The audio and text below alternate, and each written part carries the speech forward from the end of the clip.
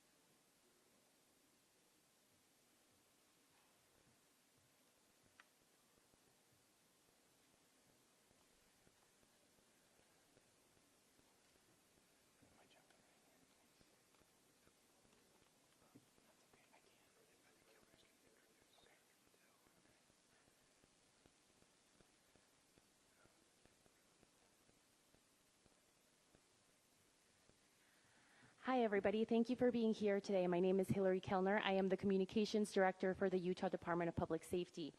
This evening, we have FBI Director Patel, FBI Deputy Director Dan Bongino, Special Agent in Charge Robert Bowles, Governor Spencer Cox, Lieutenant Governor Deidre Henderson, and Commissioner Anderson, as well as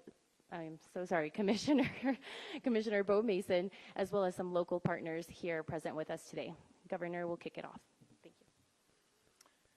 Ladies and gentlemen, thank you for joining us here tonight. We appreciate the media and the partnership we have with you in helping us to get information out to the public so that we can catch this assassin and hold him accountable. We are going to share a portion of a video, and that we have of the suspect, as well as some new stills.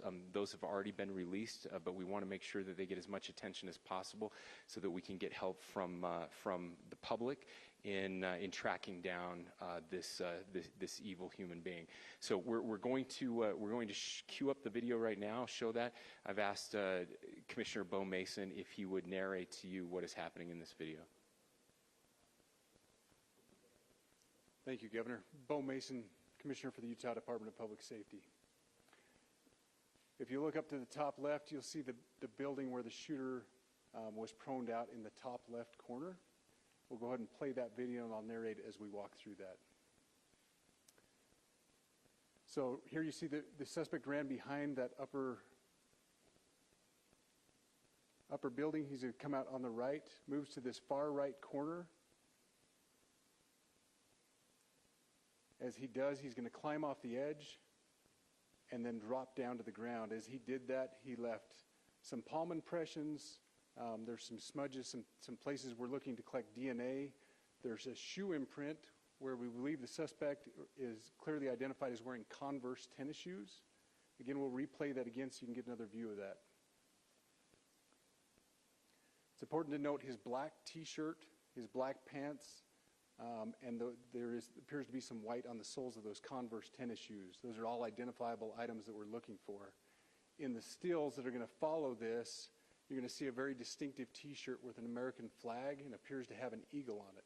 There's also a baseball cap with a triangle on it and a pair of sunglasses. All distinctive, all things that we would ask the public to look for and try to identify if they know someone who has those items, who has been seen wearing those items. We're looking for all that information. Here you see the suspect after dropping off the building. He moved around across this grassy area, around the parking lot. We're going to pan to the right.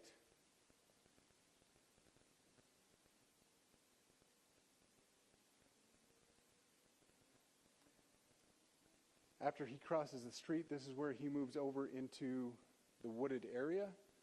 This is the video evidence that we utilize to track his movements and to locate that firearm in that wooded area following the discovery of this evidence.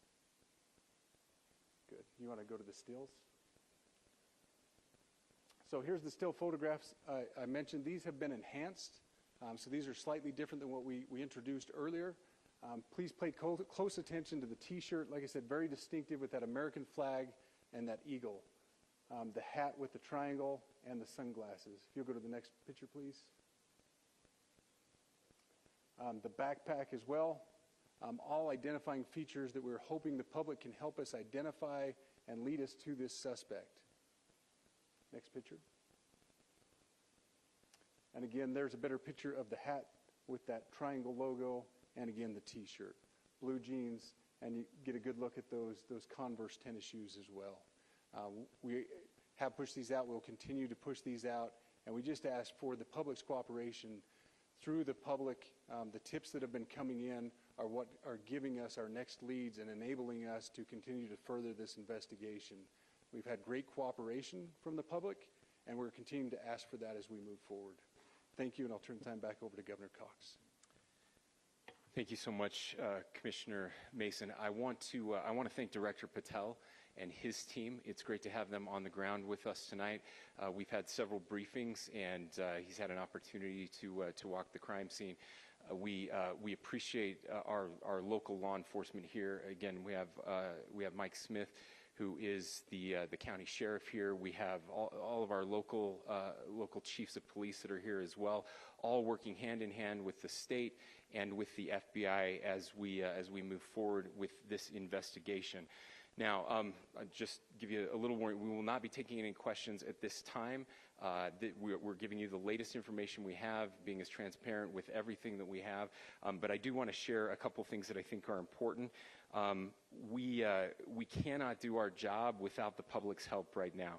The public has answered our call for action. So far, we've received more than 7,000 leads and tips. I would just note that the FBI hasn't received this many digital media tips from the public since the Boston Marathon bombing. This case also highlights the dedication of our law enforcement community. We have 20 federal, state, and local law enforcement partners that are working shoulder to shoulder to find the person who committed this horrific crime. With their support, we've completed nearly 200 interviews. As you're aware, as has already been reported, the FBI is offering a $100,000 reward for information leading to the identification and arrest of the person responsible for the murder of Charlie Kirk. We also continue to implore the public to support this investigation and come forward with any information. We are truly hopeful that this video and new photos will lead to even more tips. We are processing. We have an incredible team, a state and federal team working together to process those tips. We are going out in tandem to interview any potential person of interest or suspects. But we need, again, we need as much help as we can possibly get. Any videos or photos that you might have, the public, should be submitted to our digital media tip line, which is www.fbi.gov/Utah Valley shooting, all lowercase. Again, that is fbi.gov/Utah Valley shooting, all lowercase. You can also provide general tips about the shooting by calling 1-800-CALL-FBI. That's 1-800-CALL-FBI, or at tips.fbi.gov. This is, I would just say, this is not just a local matter here in Utah. We have people all over the country that are helping to bring this perpetrator to justice for Charlie Kirk and his family. I will just add as well that, as was mentioned, there is a lot of forensic evidence that is being processed right now at both the state lab and the federal labs, federal lab on the East Coast. So we are working in tandem together. I would also just add a word of note for those people who are spending so much time on social media. I think Charlie said it best, that when things get bad, we should put our phones down and spend a little time with our families. There is a tremendous amount of disinformation. We are tracking our team, the state team, and I'm sure the federal team as well. What we're seeing is our adversaries want violence.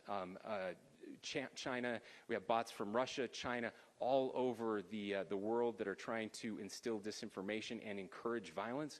I would encourage you to ignore those, to turn off those streams, and to spend a little more time with our families. We desperately need some healing. We'll have more to say about that in the days and weeks to come. More than anything, we are going to catch this person. Last thing I will just say is we've been working with our attorneys, getting everything that we need, affidavits ready, so that we can pursue the death penalty in this case, and that will happen here in the state of Utah. Again, to the public, to those who are grieving, thank you for your prayers. I know we are feeling those prayers. I know the Kirk family is feeling those prayers as well. We pray that God will bless our nation at this very dark time. We can start healing by finding this perpetrator and holding him accountable, and we need your help to do that. Thank you.